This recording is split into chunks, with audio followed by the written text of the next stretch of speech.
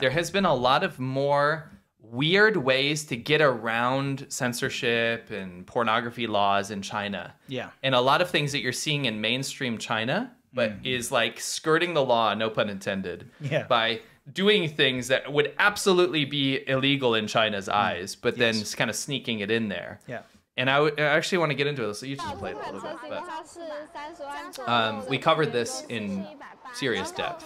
Yeah, in Xiaobanhou. If you want to know exactly what's going on, you know, we did an episode on Xiaobanhou about this particular one. Yes. But in relation to the whole sexuality thing, there is not a revolution, because the government doesn't want necessarily people talking more about sex, but at the same time, they are faced with an insurmountable task, and that is the human resources and planning department of the Chinese government, of the CCP, is facing a demographic crisis. And the leadership has finally said, wait a minute, this is a big issue. Now, to really run you through this super quick, China's demographic crisis means that they are not replacing themselves. So you have a society and culture, a Confucian society with filial piety, that you need to take care of your parents, right, when they get old. Yep. And potentially even your grandparents, you know, depending on what situation you're in. It's a bit of a tit for tat. While you go to work and you provide money for your parents, right, taking care of them in old age, your grandparents could potentially stay home and take care of, or your parents could stay home and take care of your kids. The parents do. They stay at home. They take care of their kids. They're like, actually, children are not brought up by their parents, more by their grandparents. Yes. Grandparents are cooking for them, taking them to school, picking them up, all that, while the parents go off and do the work. Right. Earn the money. Yeah. And so they live with you and so on, Yeah, but the problem with that is that that's all fine and dandy. In a country that doesn't really have any social programs to actually help people out through pregnancy or retirement, China doesn't provide, despite being called the Communist Party of China or the socialist government, doesn't really provide its citizens with any sort of social safety net. Yeah. So that's why that system kind of proliferates.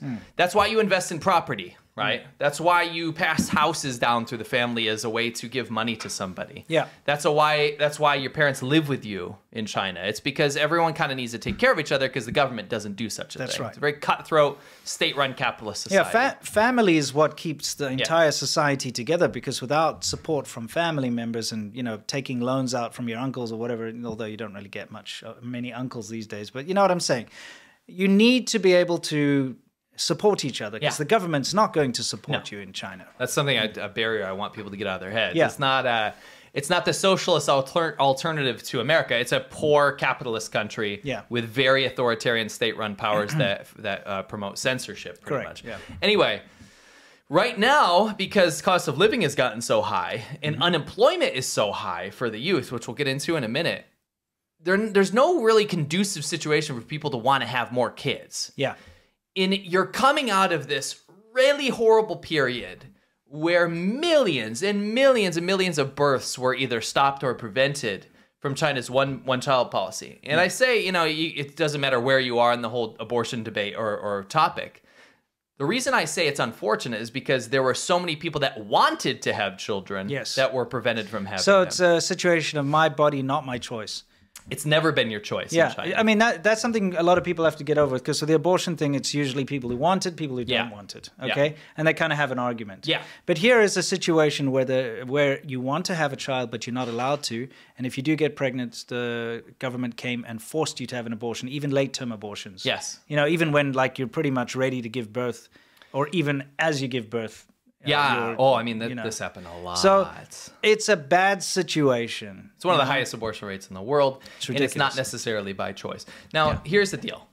Going around China, you would often be bombarded with things like this. As propaganda, one-child policy propaganda. One child is enough. One kid is enough, right?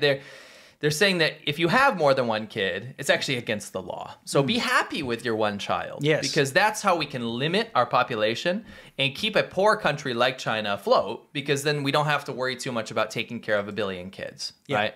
So this is what they did. And it was a counter. It was kind of an antidote towards Chairman Mao. What Chairman Mao did in the inception of Communist China was to tell people to have as many children as possible. Yeah, he gave incentives and basically paid peasants to have kids, because he wanted meat grinder. Yes. He wanted to be able to send cannon fodder in. Yes. And he was always like, hey, we've got such a big population.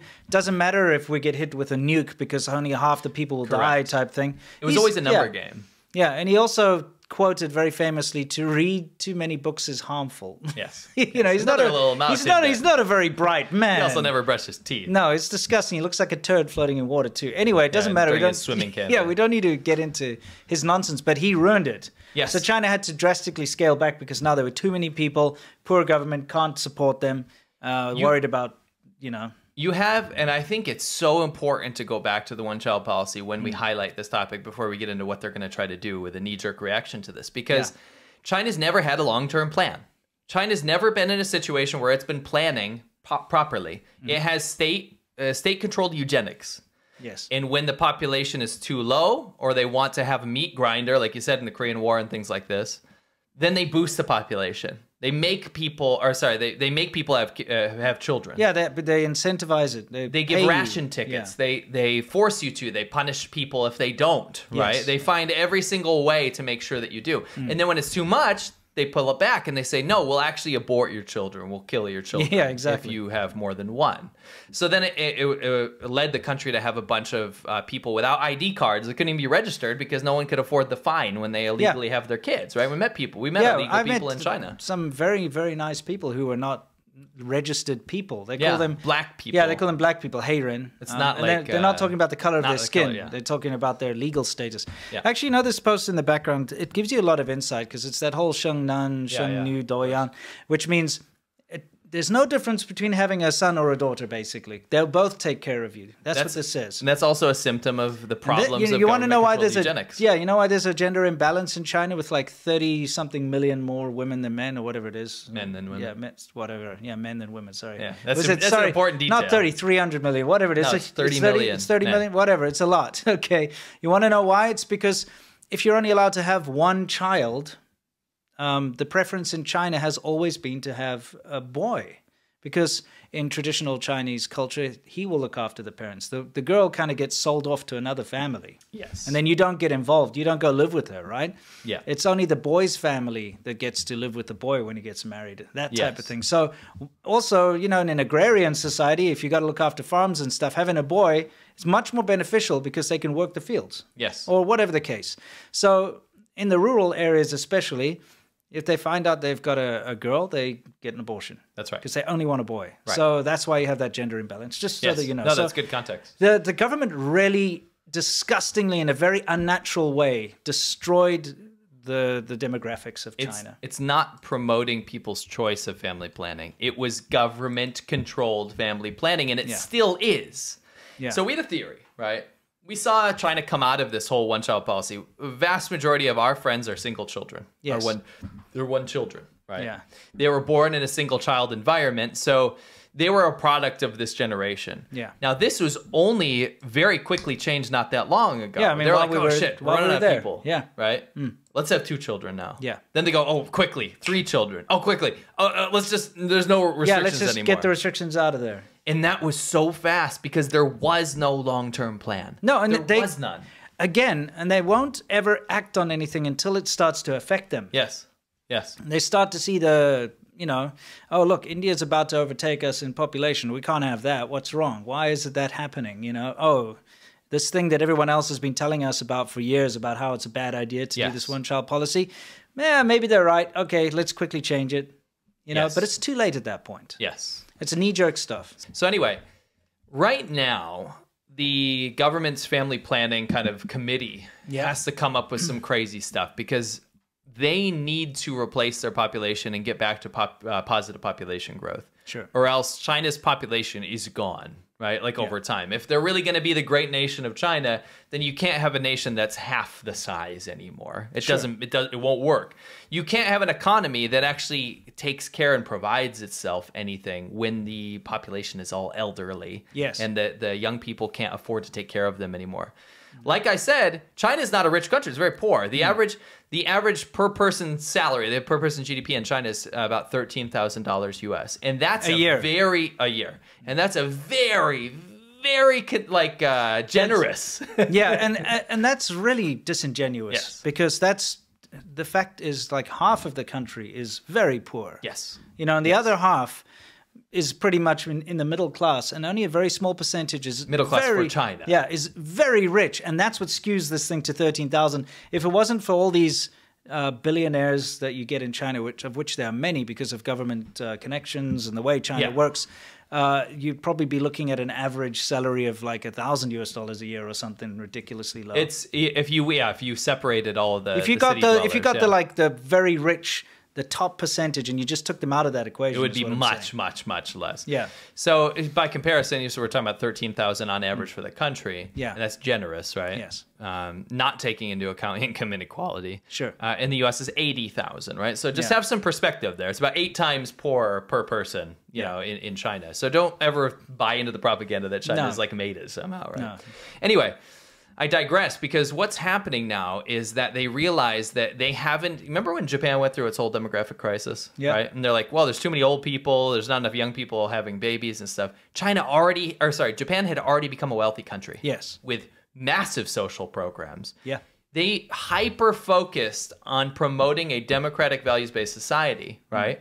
That was able to take care of itself through allowing full democracy and voting in policies that help people in the country. Sure. China's not a democracy. No. China's also not rich. China doesn't have social safety nets. So it's not at a point where it can take care of itself and hit that middle income trap. Yeah. It's not there yet. No, it's not even close, right? Somewhere, maybe about halfway in the world for wealth. It's not ready to stop growing. It needs consistent growth to keep going. Yeah. So there's a disaster impending. I mean, you hear a lot of stuff. There's some big voices like Peter Zahan, right? There's big voices out there that talk about this, and they're not wrong in that China is facing a massive problem right around the corner. Yes. So here you have heavy-handed government approaches saying, okay, fine. There is kind of a problem here. They were throwing around terms like, oh, yes, we don't have the biggest population anymore, but we have the highest quality population. Oh, yeah, it's about the quality. It's about the quality of the people, right? Throwing out racist tropes like this. Yeah. But now realizing that they have to face the music and do something about it. So first you have the one-child policy. Yeah. First you have the eugenics boost, right? Yeah. Everyone needs to have kids. Then they have the one-child policy. Then they get rid of the one-child policy. So we've had this, right? Yeah. Now they're like, wait a minute, we gotta have kids again, right? Yeah. So we need to push them because after getting rid of the limitations for birth, nobody had kids. Yes. It kept going down. Because China right now, because of the one-child policy, it has become too expensive to raise children. Yes. It's incredibly expensive. If you're out in the rural farmlands, whatever, we know lots of people from the rural. They have a lot of illegal kids. Yeah. Because that's just the way it is out there. But if you're living in a city, to raise a child is incredibly expensive in China. And because of the one-child policy, this fierce competition system is kind of been bred. Yes. So you have to have the best grades. You have to go to the best schools. You have to do a lot of after-school tuition. Yeah. Very expensive. Oh, yeah. Okay, so to raise a child in China it's a luxury. Can I throw in something? Yeah, what's that? I think people might be shocked by this.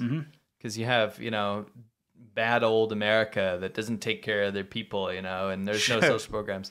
It's free to go to school until college. In America. It's free. Yeah, which is weird. Right? Most countries don't have that. Well, a lot of countries don't have that. No, right? most countries I know of don't. Yes. China doesn't either, right? In a socialist, communist country that's supposed to take care of its citizens and everyone works together for the collective good, you have to pay for tuition. Yeah, right? and especially extracurricular tuition is very expensive. But public school too. Yeah. You still have to pay tuition. You still have to pay your book fees and stuff like this, right? Yeah. Now, I want to get into some of these policies. Okay. So China's come up with some government policies, and this first slide pertains to this. You keep going past. I had it on that slide for a reason. Oh, what? This thing? Okay. They are going to start teaching in schools the concept of guiding young people towards the positive concept of marriage and childbirth, something that they've actively avoided because they're trying to control the population. Yes. You don't talk about marriage, you don't talk about childbirth, you don't talk about sex, you don't talk about sex education. Yeah, sex education isn't a thing in China, by the way. It might shock you, but it's not, it's just not a thing. Yes.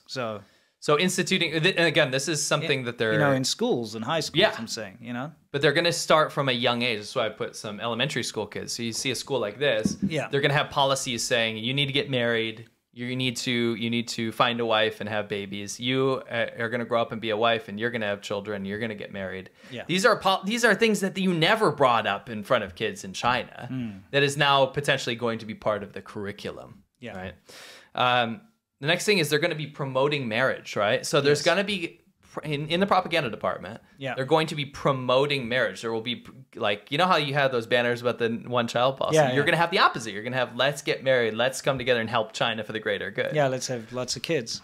I think there's a huge problem with all these points I'm going to read out is that none of them will work because nobody gives a shit about propaganda in China anymore. Yeah. People actively ignore it. They do. Wouldn't you say? Yeah.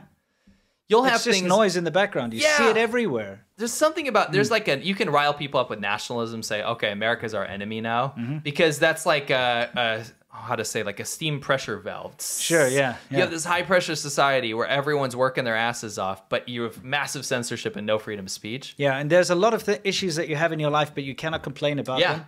Because if you do, you'll go to jail. Right. So they go, oh, you can complain about Japan or America. Yeah, so everyone just goes crazy, but they're just venting their frustrations. About domestic society. Yeah. But so you have like campaigns like, oh, everyone get married now. Let's join hands and all get married and have babies. Yeah. Nobody's going to pay attention to that shit. No. People think, honestly, a lot of Chinese people think propaganda is cringe. So that'll be interesting. There's going to be campaigns to teach men and women about parenting responsibilities. Again, something that was never, ever talked about from the government's perspective. Yeah. Right? That was something that you learned from your mother-in-law or something. Did you hear they're blaming the West for their declining birth rates? Oh, yeah. What's this now? Well, they're blaming Western like TV shows and things that show independent women and things like that. Oh my gosh! Yeah, there's a huge. By the way, there's a huge crackdown in feminism in China right now. Oh yeah, dude. They're disappearing feminists. I talked about it in my most recent video, but there were those like 5 feminists wanted to go protest for the hashtag Me Too movement or something. Because it's a big deal in on China. Women's Day. You know, International Women's Day. So they organized it in their little WeChat group, and then they all got arrested at night before the next day before they could go and protest. And they got disappeared for a month before they were ever like charged with anything. They were picked up for that picking quarrels and whatever nonsense. Some of them are still in jail. Oh, there's lots. There's a whole great article actually that I think you linked to it. I linked to it in my last video. Yeah, it's a good one. Anyway, so yeah, they're blaming the West for the fact that women don't have birth. You know, that's actually really funny because that's actually a follow-up to, remember they were blaming K-dramas for feminizing men so that they weren't having sex. Yeah. They're saying men aren't having sex now because they want to be like women, like those gay-looking K-drama guys. That's what the Chinese government is saying. They actually banned Sissy Boys. Yeah, what they call Sissy Boys, right? That was actually a whole campaign. So... Anyway, long story short. Yeah, that's why like the communist leprechaun had to get rid of his little earring. Yeah, they wouldn't let him have an earring. Yeah, you know, like this is so funny. There's like this horrible watered toad of a man that goes around doing communist propaganda for the Chinese government. This little leprechaun, and he used to have one of those little feminine earring things. You know, the men sometimes get. Like a little, yes, I rarely saw here, the you know, little here. one. Yeah, I used to have earrings, and he was very proud of this. He's one of those really cringe middle-aged men who think they're a teenager, right? You know, that kind of thing. And when he started to do state media work, they forced him to remove it. That was during the whole Sissy Boy thing. Yeah, during the Sissy Boy thing. So he had to actually get rid of his style. It must have really hurt his little ego. Yes, he's actually got a massive ego, but he's a little man. So I gotcha. Anyway, there's nothing wrong with being a little man. No, unless you're him. Unless you're him, right? then, you know, if you're him, then it's a problem. Right. You know, that's just how it works. Short kings.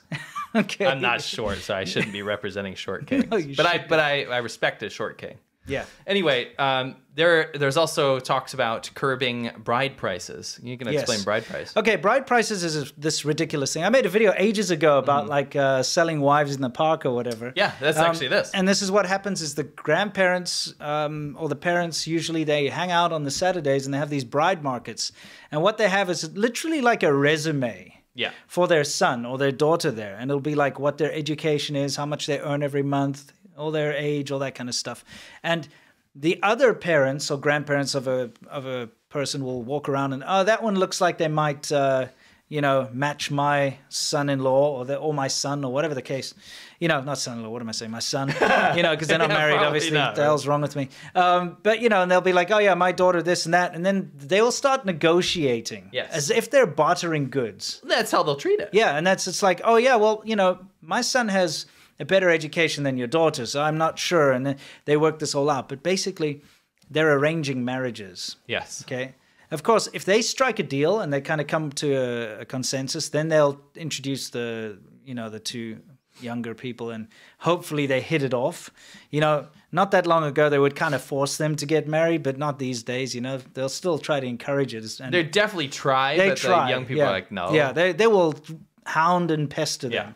But basically, if a woman gets married to a man in China, the man's family is expected to pay a bride price. Yes.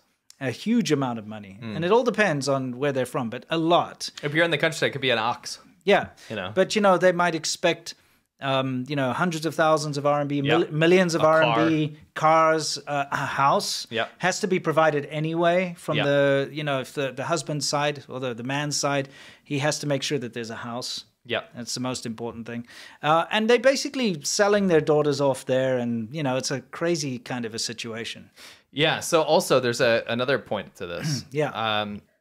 Some of the propaganda campaign. Well, this is being toyed with the government right now as policy, future policy, to combat the whole 30 million extra men thing. Yeah, and that is to start campaigns to encourage women to choose to marry and have children.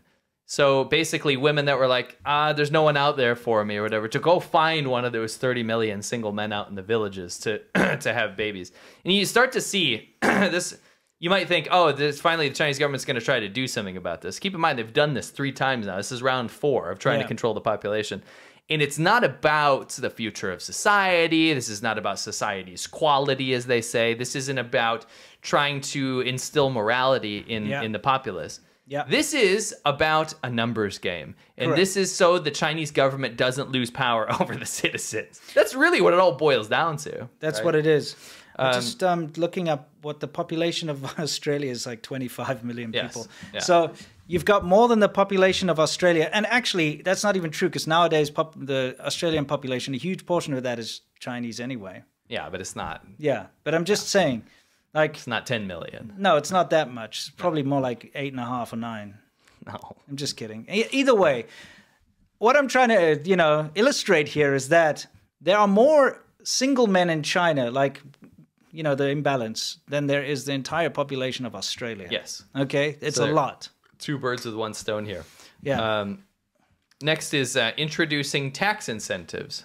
Well, they've already done that. Yes. But this is like, I guess, a continued effort, right? Yeah. Free or subsidized education for children for having a 3rd child. Yeah. So they're saying, okay, your education will become free for that 3rd child if you have 3. Because think about it. If you've had 2, you've replaced the old people, right? If you have 3, that's the extra that they actually need to boost the demographics. You know, they're actually thinking about doing these kind of things and tax breaks and free education for even the 1st child now.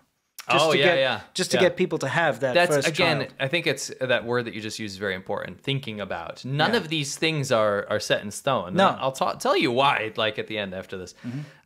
Monthly stipends of a few hundred yuan per month to take care of the kid. I mean, that's like $20-$30. Yeah. Right? I mean, we're not to maybe max $50 a month. Yeah. We're not talking about, like, do you think anyone, they're waking up in Shenzhen, they're like, I wasn't going to have a kid, but they said the local government's actually going to give me $50 a month. Yeah. You think anyone's going to do that?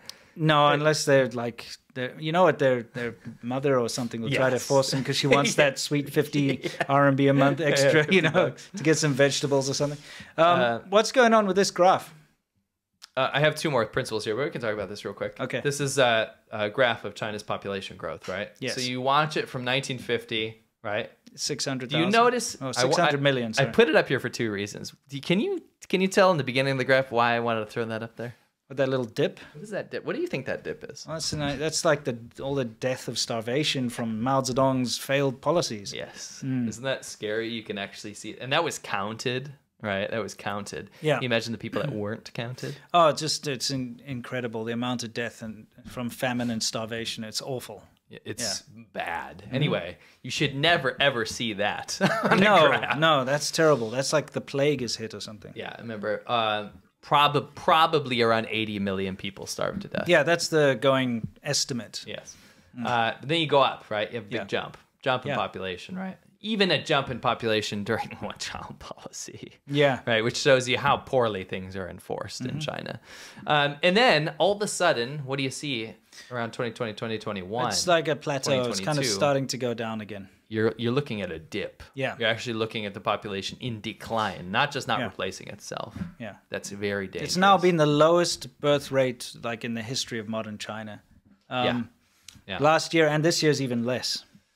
Yeah. So it is going down. It's a massive downward trend. Yeah. Even with all these new policies. Anyway, what's next? Cutting Gaokao entrance exam is on the table, potentially. That's crazy. People have to understand how crazy that is. Is this part of this whole thing? Yeah, leave it on there. All right. Gaokao, for those of you who don't know, it's the college entrance exam. Now, China is backwards compared to the rest of the world. Okay? I would say, you know, primary school, high school, you kind of mess around, and then when you get into university, now it's time to study. Okay? In most, you know, because now it's the big leagues. It's university. You're going to get your bachelor's. You're going to get your degree, whatever. You really have to write your thesis, whatever. You really like buckle down. Yeah. In China, primary school and high school are absolute hell. I mean, you are expected to get 99% or better for every test you take. Okay? And the reason for this is this competition. Okay? Universities have limited space. Yeah. And only the best and brightest students are accepted into the universities, especially a good one. Yeah. So if you've got a good university in your town or your city, you've got very, very limited spots. So only the people who pass the college entrance exam with the highest marks, like 100% plus, basically, are going to get a spot. So the pressure on the children to pass that exam with a high mark is incredible. Oh, yeah. So pretty much their entire high school lives it's all focused on passing that exam, and they study crazy. They do all the extra studying, all the cram schools, all this kind of nonsense, and it's a huge pressure on young boys and girls, and in fact leads to suicide often. It leads to lots of problems. Yeah, it's a very, very awful sort of a situation, and because of that, kids don't have any time for romance. They don't have any time to find their first boyfriend, girlfriend. Go mingle, go hang out, go to the park or, like amusement park together or something, because they're studying. So if they get rid of this whole pressure for studying, they think that they might be able to kindle some romance. Yeah, so it's a huge flip-flop. It was very demonized to ever even consider having a boyfriend or girlfriend in high school in China. That was like, whoa, almost illegal, by some accounts, right? So to flip-flop like that on a dime, be like, no, we want to encourage this now. Yeah. And it's actually, there's some other symptoms. Anyway, shortening the 12-year education time to 10 years as opposed to 12 years in school. That's another symptom of this. That's get them out of school so they can actually go have kids. Have kids, get married early. Yeah. And part of this policy is actually to teach kids what is the correct age to get married. Because now they're worried about people, I'm going to get married when I'm 30. And by that time, they'll be like, okay, we'll wait a couple years and then we'll have a kid. And maybe they won't. Right? Yeah. They're like, well, these kids should be having kids early. It's getting to a point now where it's looking like the Chinese government wants very young people to have babies and they won't be punished for it anymore. Yeah. There won't be forced abortions. They'll be encouraged. Yeah. And me and you joked about this before. We said, we wouldn't be surprised if China was going to take a very heavy-handed approach and start forcing people to have kids. Yeah, forcefully inseminating people and things like that. I think, I don't want to get conspiracy about that, but I think we're on the cusp of the government freaking out and looking at very drastic options right now, stuff that they would have never considered before. Perhaps fining you for not having a child. Yeah, you know? I think that's the next step, and then forceful insemination is eventually maybe the end game if they're actually going to pull this off. Correct. And I thought, it's a joke, and we'll maintain it as a joke, but I don't think it's necessarily out of the realm of possibility. No, absolutely not. They're also one of the policies there. These have not been put forward, but this is what they've put forward for consideration, is to not punish women for having children out of wedlock. Yes. Because you're not allowed to. And this is something most people still don't understand about China, is if you're pregnant and you're not married, you have to have an abortion. Yes. You have to. Yeah. You cannot register or legally register that child. Yeah. So your child won't have a national ID number. Yes. That means no hukou. No. That means no schooling. That means no bank accounts. That means no driver's license. That means not being able to do anything. Right. You're literally like a homeless beggar person who has to live their entire life under the table. Right. Getting cash from people to survive or whatever. Right. Living in a back room in the house and have to hide every time the police come around. That's right. It's like a Jew hiding from the Nazis. Right. You know? Right. It's a horrible situation in China. So they're thinking about dropping that. So if you have a kid out of wedlock, it'll be okay because they need the children. They need the population, you know? Yeah, for sure. So there was some stuff. I don't know if we have time for this. I just wanted to say another reason that people don't want to have children is that 1 in 5 people in China, and that's a very generous, nice estimate. Youth are unemployed, and that's one of the highest unemployment rates in developed countries. I don't know. My country is like 50% unemployment. We're not talking about that, are we? No, I said developed countries. No, my country's not even developing. It's not even developing. It's like undeveloping. What is the opposite of developing? It'd be like regressing. Regressing, maybe. It's a regressing or underdeveloping. Yeah. Anyway, whatever. This is a problem. Is if you talk to young Chinese people, there was a famous song that came out a little while ago, and it was banned because it was about how I'm a college graduate from a good school, and I shouldn't have to be a delivery driver. Because the reality in China right now is that if you have a very good degree from a good school, there is not a chance in hell you're going to get a good job right out of college anymore. No. And it's getting to the point now where people are like, why did I do all this? Why did I do all this? I can't even get a job. The unemployment rate is skyrocketing, and there's nowhere for these very educated, very skilled people to go. Yeah. And it's not only resulting in brain drain, these people are obviously leaving to go find greener pastures. Why do you think there's a 980% increase in Chinese nationals crossing the border illegally? Yeah. Not immigration, just illegally coming into America. Yeah. Like going into Ecuador and making their way through South America and coming over the borders here into America. Well, it's because they need the opportunity. They put their life on the line to get here. Yeah. To come in here illegally. That's why. One of the reasons.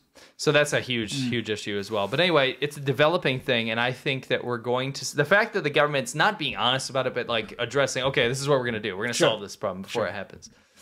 Means that we're going to see some very, very drastic stuff. I mean, look at what happened with the zero COVID policy. That turned into draconian It was terrible. Ape shit crazy stuff. It was absolutely insane. And again, it was a knee-jerk reaction. I think we're getting to that level where China's going to knee-jerk react to this, and it's going to be ugly. Yeah, absolutely we are. Yeah. So that's pretty much what's going on. China is desperately wanting people to have sex, desperately wanting people to have children, and they're trying to do all these last-minute knee-jerk reactions to achieve that result. Yep. But you know what's really dumb about the Chinese government, before we get into this, is that they could stop a demographic problem by allowing immigration. Yep. But they won't. They won't do it. Because to them, an outsider, a foreigner, is not Chinese and never can be Chinese. I mean, we're a testament to that. I lived in China for 14 years. You lived in there for 10 plus years. We couldn't become citizens. We couldn't integrate. Nope. Even though we were legal, we're married to locals. Anywhere else in the world, if you're married to a local person for like 10 years or 6 years or 5 years, however long we were married, you have the opportunity to register. Most countries, maybe not North Korea or... You can't move to North Korea. Yeah, of course. There's a ton of places you can't for sure, but I'd say most countries, you're given the opportunity to at least be registered like as a permanent resident or something along those lines. No, China doesn't allow that, so that's never going to be an out for them. We're talking about amusement parks here, and I'm telling you, there's nothing amusing about these parks. You know what I mean?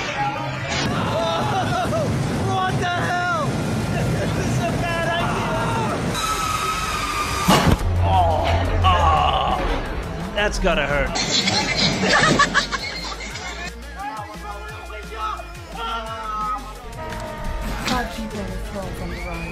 Oh, look, this is awesome.